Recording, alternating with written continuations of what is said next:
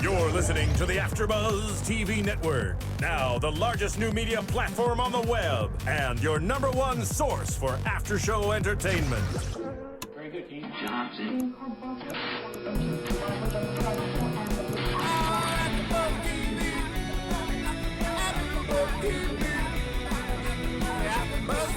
The AFTERBUZZ Studios in Los Angeles, California, presented by Maria Menounos and Bing.com, and streaming live thanks to Akamai Technologies. This is AFTERBUZZ TV's Rizzoli Isles After Show. We'll break down tonight's episode and get you all the latest news and gossip. If you'd like to buzz in on tonight's show, you can buzz us at 424-256-1729. That's 424-256-1729. And now, another post-game wrap-up show for your favorite TV show. It's AFTERBUZZ TV's Rizzoli Isles After Show. Hey everybody, Bing is for doing, and what are we doing? We are doing another after show here at AFTERBUZZ TV. We are doing Rizzoli Isles, Season 4, Episode 5, called Dance with the Devil. Thanks to Marissa, I know what the episode's called because I was not paying attention. So, love you, Marissa. Marissa's doing the board tonight. Hey, Marissa. Hi, ladies. And we are down one again tonight. Yes. Apparently, we're switching which weeks we're not coming in. So, tonight we're down Jen the Jew, but we have the lovely Tiona Hobson. Woo-hoo. Jen, we miss you. You're not allowed to eat sushi anymore. Perfil. No more. But, tonight, I'm really glad I didn't miss this episode. Yeah. This has been the best episode, I would say, in almost 2 seasons. Yeah, it really was. I definitely cried a little bit, and I don't know if I had a bad day and I was already emotional. No, it was emotional. It was just emotional. I was like wiping tears away before they fell down because I didn't want Krisily to see me crying. I was crying too, so it's totally okay. You lived for 2 things: power and hope. I mean, that was deep, and that's way at the end, but I just had to, it was deep. So Tiona and I were both completely confused because at the beginning of the episode, we see this very young mom and a very young son. They get into a house, it's cold, they turn the heat on, and gone. Explosion. And then all of a sudden, all this stuff starts happening, and we're like, wait, aren't they supposed to go back and find out who did that? But wait, both of us couldn't figure it out. It took us both a while. It took us a long time. At first, I thought, okay, maybe it was a repeat crime. So, you know, we know that Paddy was behind the first one. And so now we heard about them explaining the first one. And now I'm thinking that this one happened today. I'm like, guys, an apartment blew up and no one in Boston cares. Why is no one going? No one cares about it. There's a mom and a young child, but I'm glad that we were smart enough to put it together finally. We did put it together. Next time, can I get a 20 years later at the bottom? Yeah, you know, we when need that. Jump back. They should have done that. In other great, exciting news of tonight's episode, Jane wears a skirt. I mean, shocked. Jane wore a skirt. And you know, it's funny because I feel like a couple weeks ago we talked about one of her interviews was saying that she loves and enjoys the fact that a lot of the fans watch because they seem like a lesbian couple, but she's sick of being the butch lesbian. Like, she doesn't want to do it anymore. She's like, I want to wear pretty dresses like Maura. And so she wore a skirt tonight. And when I first saw that shot on her legs as it was coming out, I was like, oh, Maura's in a skirt. Okay, that's nice. And then it took a second for my brain to click. Wait. Jane's in the skirt? With some badass shoes, by the way. Yep. Her shoe game was on. She should do it more often. She was sexually harassed. Well, I mean, come on. It was, I said it before the boys said it. I was like, whoa, what is she doing? She's not supposed to have that on. No, I mean, we've never seen her in a skirt. Yeah. It's kind of exciting. It was. We've seen her in a softball uniform. We've seen her in a suit. We've not seen her in a skirt. So, hand for Jane. Hand for Jane and her skirt tonight. They grow up so fast, you know? And we find out she's wearing a skirt because finally, we've been talking about this for a season and a half now. Paddy's finally going to court and she has to testify. So that's why she's wearing a skirt, because she wants to really try to get the ledger that she found at the gravesite into the trial. So she's dressed up for that. We also see Hope come back with Maura. They have a coffee date. That was weird. It was cute, but I was like, what the hell? In their own quirky way, that is their relationship. I kept getting really mad that Hope was there and being there and trying to, I mean, they had this amazing, very real mother-daughter moment. You burn yourself, you get an ouchie, mom fixes it, she puts the Band-Aid on. But I was so mad, and I keep forgetting that it wasn't really Hope's fault. Yeah. But then when you see the rest of the episode play out, you have to wonder, how did Hope really not know?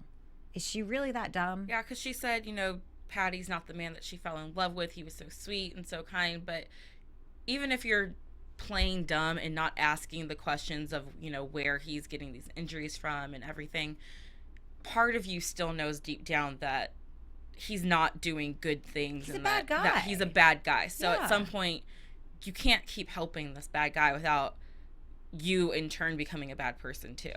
And she, Maura brings up the fact that Hope took Paddy's dirty money to start this, amazing foundation. And Hope's only response was, but I've saved so many lives. It's like, I guess, the greater, what's that saying? You're doing evil for the greater good.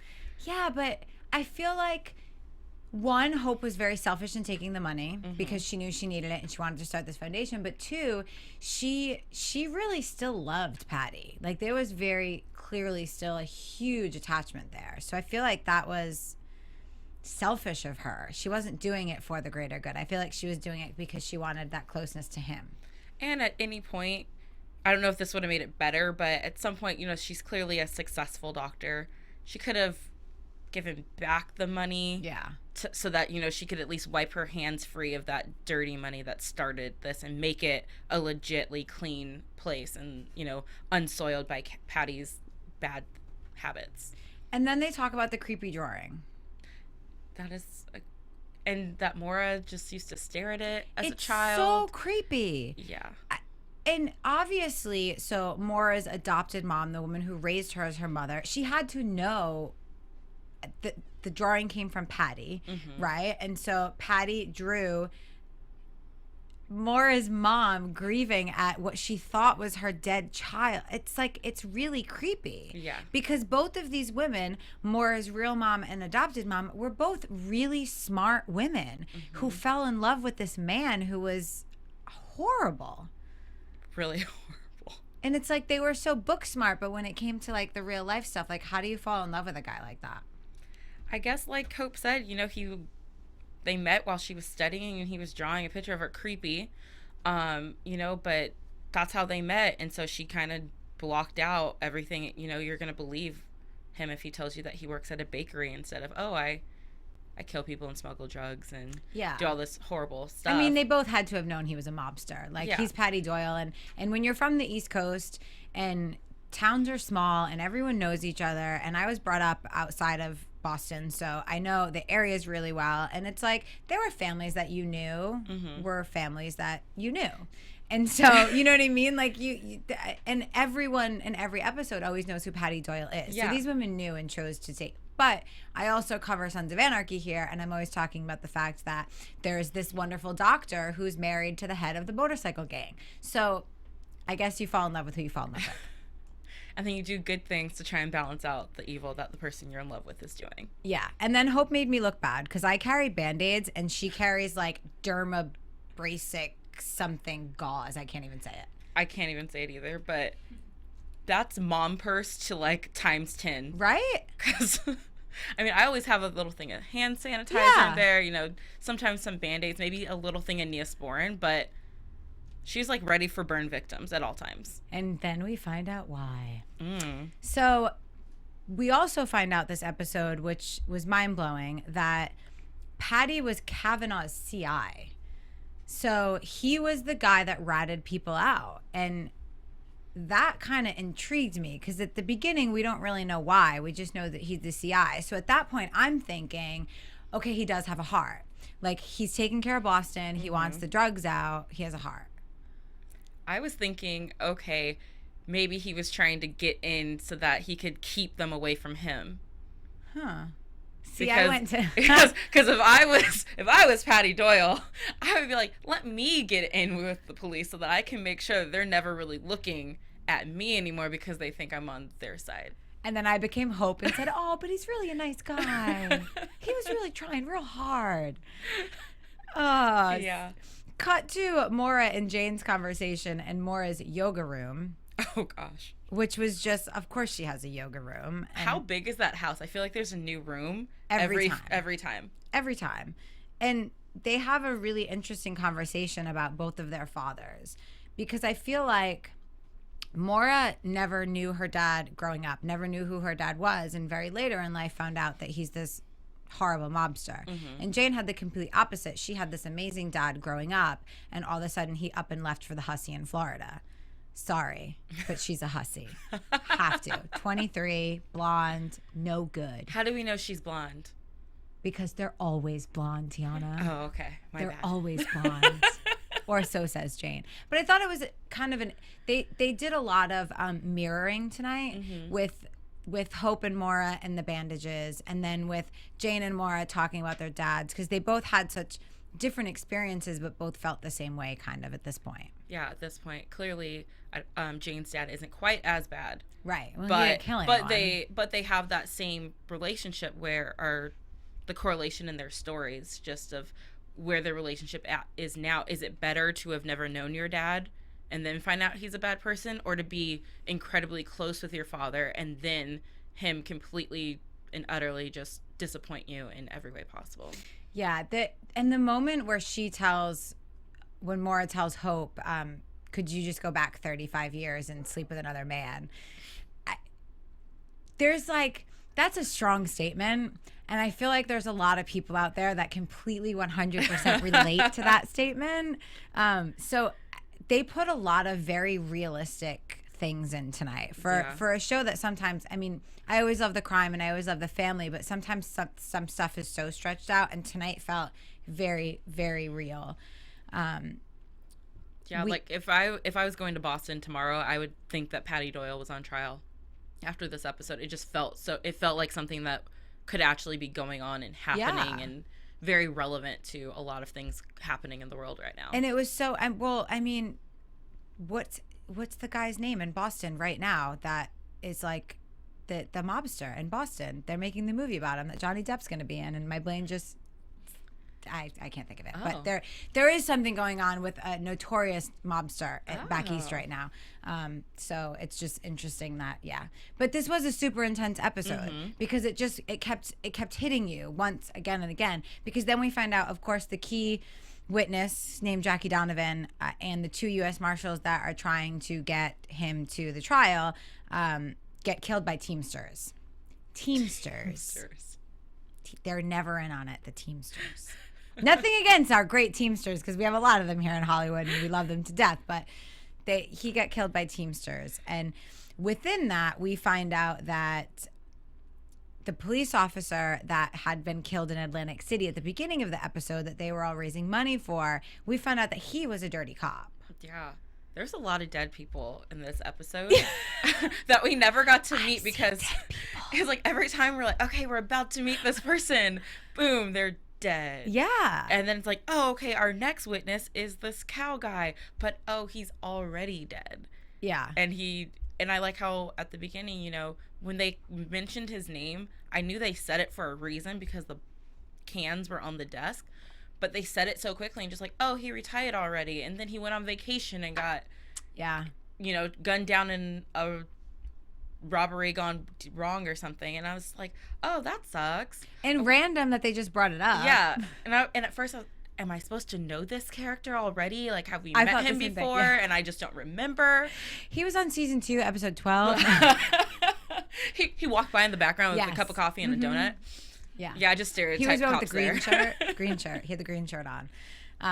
The mobster guy's called Whitey. Oh, Whitey Bulger. Thank you. Whitey Bulger. Yeah. That sounds like a mobster's name. He is. He's notorious. They're making a movie about his life, and I believe Johnny Depp is starring in it right now. Wow. He backed out. Oh.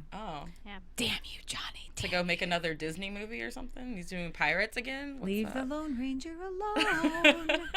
I liked it. But anyway, so not only was Cal Getz a dirty cop, but they know he has all these files because he was on the arson team. So they want to get his files because they have 48 hours to find this piece of evidence that they need to continue the case so that Paddy can get the death penalty. So Jane and Korsak stay and look at the files, and Frost and Maura go visit the wife, who tells them about the garage and the car. And as soon as she said the car's the nest egg, if anyone didn't, I was just like, there's Ding, something ding, in ding. the car or under the car. Or somewhere hidden. Yeah. I mean, and which was really kind of, it was his insurance policy because he knew someday it was going to go bad, and that would be his payout. That would be his big break, whether it be for the right reasons or the wrong reasons. He was going to get a payout from that somehow.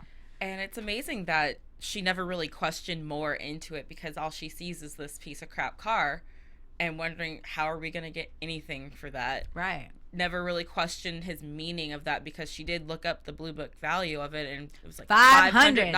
$500. Not going to retire on that. No. So Depends on where you live. yeah, I guess so. Yeah, But, so my question to my husband would be like, what do you mean? Because we're not getting we're not getting crap for this right now. It happens. And, like, what do you mean we have to keep this car? Yeah. And she didn't question it. And it, obviously he had just passed away, so everything was still fresh and new. But So how do you feel when your husband suddenly dies while you're on vacation, and then you come home and then find out that he was a dirty cop? Well, I don't think she knew right away. Yeah. I think that they tried to walk very lightly with that, because they just said, we're looking for some files. He might have brought them home. So I don't know that they would have said anything. dishonored him, maybe, Okay. because she was such a good person. And I feel like what we know of Cavanaugh, and seeing him so distraught and upset over this, I feel like he wouldn't allow that to happen out of respect out of her. So I don't know that she would have found out he was a dirty cop. That's true. Maura then sees Paddy because he's Hanging out at the bar, on bail, having a good time, having some drinks and some beef with French fries. which is disgusting. Doesn't I mean, I guess that's a cheeseburger, beef and fries, right? Cheeseburger's beef. Yeah. Sorry, that's not so gross. Maybe it was a slab of beef. Yeah, it was weird. But he was totally just hanging out at the bar with his friends and just enjoying life like nothing was wrong. And Maura sees him, and after some words, she looks him dead in the eye, and she was like, I wish Jane had killed you. That was an intense moment. That was very intense, and it was interesting to me to see Paddy's reaction to that, because a few episodes ago he told Hope and Maura, like, I love you, but I'm going to take care of myself over you, and I'm more important, basically. So then to hear her say those words and see his reaction to it, Because he was hurt. yeah, he was actually hurt by it, which means that he is kind of putting up a front, but he does still have that soft spot for his family. And that's why I think I went to he's a really good guy when he was working with the cops, because I really wanted to believe that he did the bad things really for a good reason. I guess I'm a little like Hope. Damn it. Got to keep the hope alive. I did. I did want to believe that he was going to turn around and do the right thing at some points, but he didn't.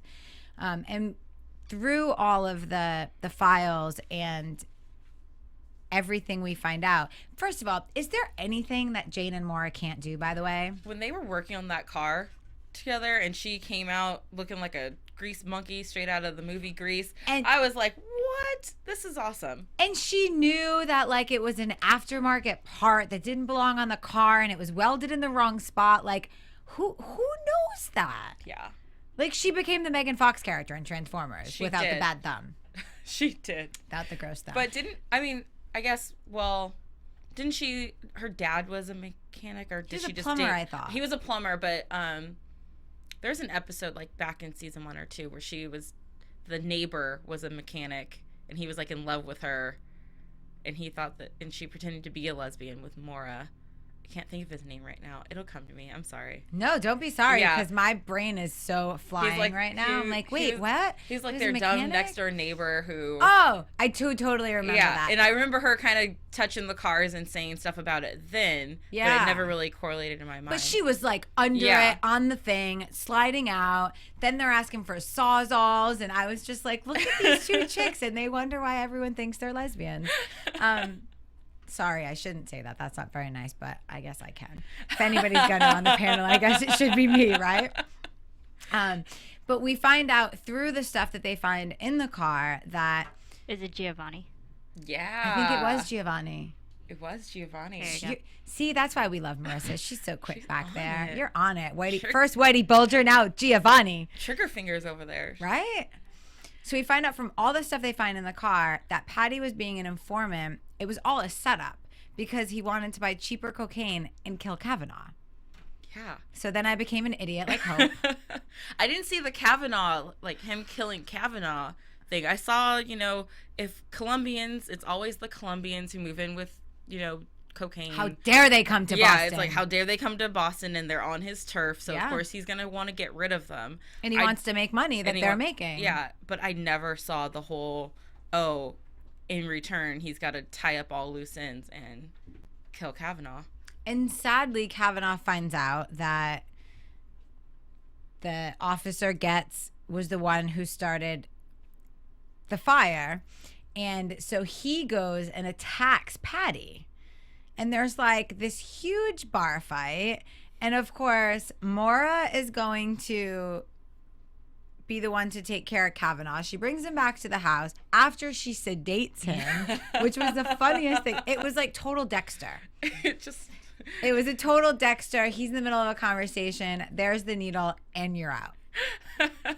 I loved that. That was the best. That was kind of my favorite moment. Because you don't expect that out of her. Everyone's trying to calm him down, and I was like, how are they going to... I was like, someone needs to sock him or something to knock him out. You said there was another way. You said there's another way. This is all I could think of. Dexter. Here's my needle. Boom. There's nothing wrong with a little Xanax in your life. Because just for you, those of you who don't know, that's what lorazepam is. It's Xanax. Oh, I did not know that. It is. Okay. And it's 4 milligrams is a really high dose. Really high dose. So, yeah, he was sedated. And she calls her mom because mom's a doctor. Mm-hmm. So, mom's going to take care of him. And they go, and that's when they find out that within the paperwork in the car, that there was a witness, and the witness saw a white man walk out of the house on fire, not a black man, and Getz was a black man. So clearly he wasn't the actual one that set the fire, but he clearly had a part in it somehow. Yeah. So it was nice to know that he wasn't that dirty of a cop. He didn't actually he's just kill, covering. but he covered the crime. Yeah, he covered the crime. He didn't commit the crime. Go black people. I love you. I can say that because I'm black. See, I told you. Yeah. You can say that. Yeah. I can talk about the girls. See, Yes. we're totally fine here. Equally we got everything balanced. covered. Everything covered.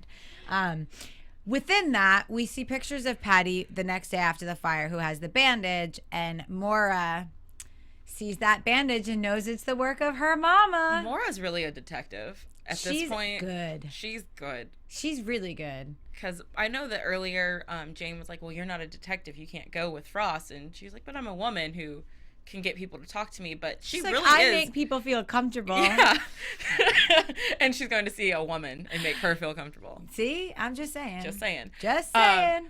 But, Thank you, Rizzoli Isles. She's basically a detective at this point. She Yeah. goes everywhere with the detective. She knows how to do it. She knows what to look for. They weren't piecing it together fast enough, and she solved the crime. And she's usually the one that gets the dead people to talk. And now she's become so much more aggressive in working with them, with the people that are still alive. So it's this episode, I think, as well, because she was so entangled because it was her dad and her real mom and all these things happening. And I kind of felt at some points that she was going to not want Paddy to get the death penalty and not want him to go to jail because she had that hope of it was her father. But as the episode progressed, you really saw this anger grow inside of her, especially when they saw the pictures of Cavanaugh's wife and son, which were brutal. Those are hard to look at. Yeah, that was brutal. That was really brutal. And I mean, I think that she just did the right thing in, forcing her mom to kind of come in and be like, look, you want to know how you can help. This is what you're going to do. I'm not asking you. I'm telling you what you're going to do. And I feel like Hope had to make a choice between her past and her future at that moment, which I think led up all of the Band-Aid moments and the calling her mom to come help. Like, everything led up to that moment where she had to choose between her past and her future. Did she want to have the past with Paddy, who was going to kind of ruin everything and still be a monster, or did she want to start a future with her daughter now that she knows her and show her that she was going to be that person for her, which was really, I'm sure, hard for Hope. Oh, yeah. Like, it seems like it would be an easy decision, but when you've loved someone for 37 years and you want to see the best in them, and now you have this daughter that you have to choose, like, who wants to make that choice? Yeah. And I love that earlier in the episode she had said to Maura, I wish I had known you at that age. Mm-hmm. You know, seeing her grow up. So now, you know, she's trying to make up for lost time, and this is the only way that she can prove that she's serious about it. And make it right that she took $2.5 million of dirty, dirty money. But she did something good with it. But it was blood money. It was blood money. Blood money. Regardless, it's not good to do that. Hope. So Cavanaugh gets through security in a courthouse with a gun. Yeah. You can't go to a courthouse in Texas with a tampon. But in Boston, you can go through security in a courthouse with a gun. Wait, you can't take a tampon? Maybe it's not a courthouse. Is it the Senate floor that you can't go to with the tampon in Texas anymore? Why? Those are kind of necessary. I'm just saying. You don't know how long you're going to be in there. I'm just saying. That's We're a whole, killing Marissa tonight. That's a whole mess waiting to happen. Yeah, well, Texas you can walk in with a gun. Yeah, so you can apparently get through a gun. I mean, of course, he's the chief of police, so I guess he has a license to carry, so that would make sense. But he had Paddy in the bathroom. He was an angry man. He was very angry. And he got Paddy alone, so this time it was a fair fight, because in the bar, Paddy had all his boys there and were holding him down, so Cavanaugh really didn't have a shot. But here, it was a fair fight, and Cavanaugh was winning. He was totally winning. And then Maura gave the speech of her life. Like, I had goosebumps when she was yelling at him, because everything that she said was so honest and so real. It was just, she was very honest, you know, like, all you've ever wanted is power and hope. This woman that you love so much, you may die right now, but before you die, I want you to know that the woman that you're hopelessly in love with, that you think loves you, was going to be the one to bring you down. And you saw it in his face, that affected him more than anything we've ever seen with him. Yeah, because, I mean, I was reading something today, one of those stupid memes on, like, Instagram or something, and it was about, you know, how thugs always say, you know, they have to look for who their real friends are, but most of the time it's the woman by their side who's, like, the realist and who will always protect them. And in this case, it's coming back to haunt Paddy, because the love of his life had to make a choice. And it's not only did she have to make a choice, but he really paid her off. I mean, the $2.5 million was a payoff. It was hush money. It was, I'm going to give you everything that you want so that you keep a blind eye to what I do over here, and that way you'll never be able to turn against me. Yeah. So he really paid her off all those years. So, I mean, it was tough to watch, and that speech by Maura definitely was so intense that I can't wait to go home and watch it again in an hour, because it was really by far my favorite episode, because it ends with what we can be safe to assume is that Hope testifies, because Paddy is in cuffs walking with the force, and Jane's there and Maura's there and everyone's smiling except for Paddy. And you even see Hope kind of give a smirk to, not a smirk, but a smize to Maura, because she knows she made the right choice and she's gonna start fresh with her daughter. So, and it was so nice to see that smirk that Paddy had all episode when he was at the bar drinking his beers. So smug, just like when he was on the news reports, just like, yeah, I'm cool. I have nothing to worry about. So great to see, like, the beginning of tears in his eyes as he was walking past Hope in the hallway. I do have to admit that I'm kind of sad to see Paddy go. I hope that there's a way that we can get more drama with him. It's always the best. It's a great storyline, and I feel like it brings so much to the table with Maura and Hope and Jane and everything, that it's been such a great storyline throughout seasons now, that I feel like I'm sad to see Paddy go, because we think he's going to get a death penalty. Unless this might be moving into more predictions territory. But wait, there's more. Yeah, because What does everyone on death penalty do? They start talking. So if he knows about something that's even bigger than his operation and everything that went down in Boston, he would try and make a deal with the feds or someone to be an informant and give them all the information. Work with Rico. Yep. So maybe he'll come back. I hope so. This was by far, I think, my favorite episode in a while. Yeah. Mine too. So? I have to agree with that. I think it was good.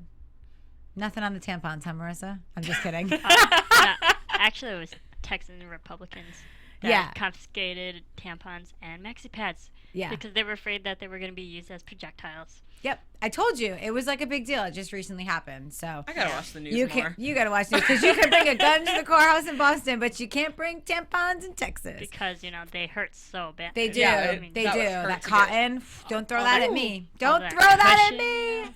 Plastic applicator. That's the part that hurts. It is. And we just went south. That happened.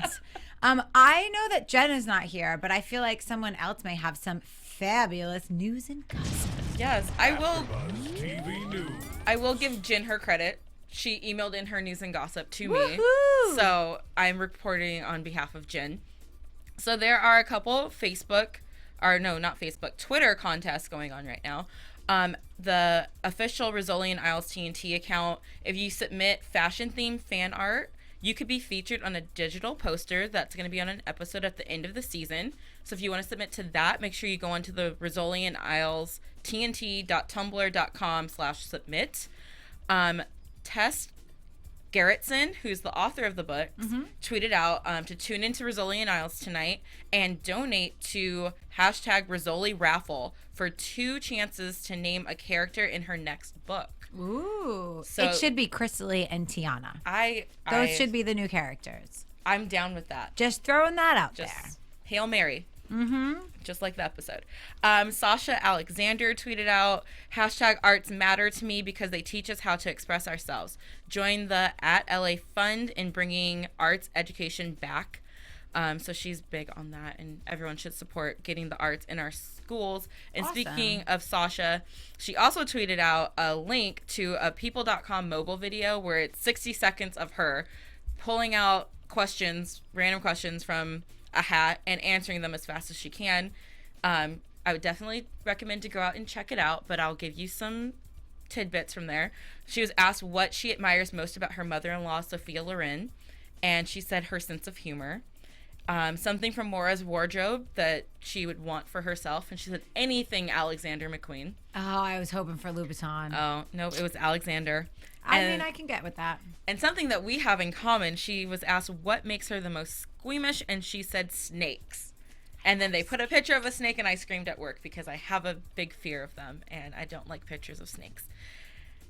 You should never tell someone like me something like that. Dang it. Told the wrong person. Well, and then the last bit of news is that Angie Harmon tweeted out that Rizzoli Isles got a mention in the ESPYs in one of the skits there. Key and Peele, the Great Start program, which is Key and Peele, the comedians, teaching young athletes how to be better athletes in the future. They do all these different scenarios, and so they start nicknaming some of the kids, and they nickname a team of them Rizzoli Isles. One of them was a boy. I was going to say, were they girl softball players? They only showed one kid's face, and it was Okay. a boy. But That's the all right. whole skit itself is pretty funny, and if you're into athletes and stuff like that, it was really I missed funny. the ESPYs I because missed I them was in too. Comic-Con craziness. I I missed wasn't there. everything from last Tuesday to Sunday. Life has not moved. So Twitter's been very quiet and Facebook's been very quiet for me, except for pictures. Well, there was a baby born to the royal I family. know about don't know that if one. you heard about that. Mhm. Okay. I was on Royal Baby Watch on Twitter. I set my alarm every hour to check for Royal Baby Watches. So imagine if Rizzoli or Isles had a baby, what I would do. Oh my God, it would be terrible. And thanks to Jen the Jew, that is all the news and gossip for this week. Yay. Lions fans happy that I'm going to have fun now that I know that you have a fear of snakes. Yeah, I'm not. Sorry I wasn't on chat roll tonight with you guys. I cannot multitask very well. All right, predictions. Someone's going to die next week. Okay. Someone that we know and care about, or just a crime is going to happen? Just someone's going to die. Oh, okay. Maura's going to have a body on the table. She'll probably wear a skirt and high heels. It's so hard to predict this show. There's going to be some lesbian connotations. Yes, going absolutely. Always. Always. I don't even remember the preview. Do you? No.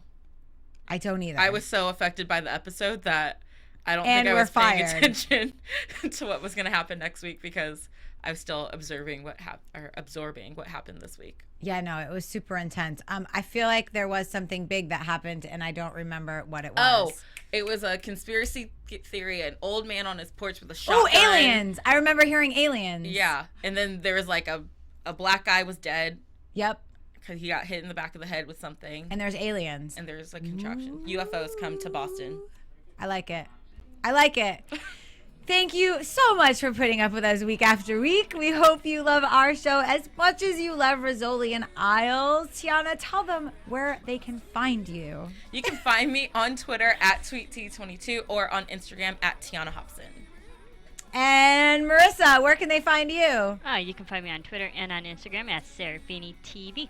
And I forgot to do my job completely tonight, so if you're on iTunes, please rate, comment, and tell a friend. We love reading your comments and hearing what you have to say. And go out and download Serial Buddies right now. Yay. You can find me on Twitter and Instagram at Krisily, and you can like my Facebook page. See you next week. From Bing.com, executive producers Maria Menounos, Kevin Undergaro, Phil Svitek, and the entire AfterBuzz TV staff, we would like to thank you for listening to the AfterBuzz TV network. To watch or listen to other after shows and post comments or questions, be sure to visit AfterBuzzTV.com. I'm Sir Richard Wentworth, and this has been a presentation of AfterBuzz TV. Buzz you later. The views expressed herein are those of the hosts only and do not necessarily reflect the views of AfterBuzz TV or its owners or principals.